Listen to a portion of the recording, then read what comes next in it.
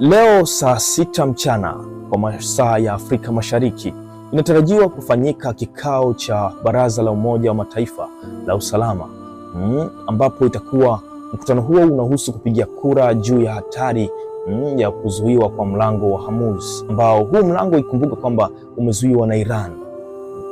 Sasa hii hapa ikiwa itakuwa imebakia masaa 9 tu tangu amri ya USA dhidi ya Iran kufungua mlango huo, au kama wasipofungua mlango huo watapigwa na kurudishwa katika zama za mawe. Masaa 9 tu yatakuwa yamebakia baada ya mkutano huu wa Baraza la Usalama la Kimataifa.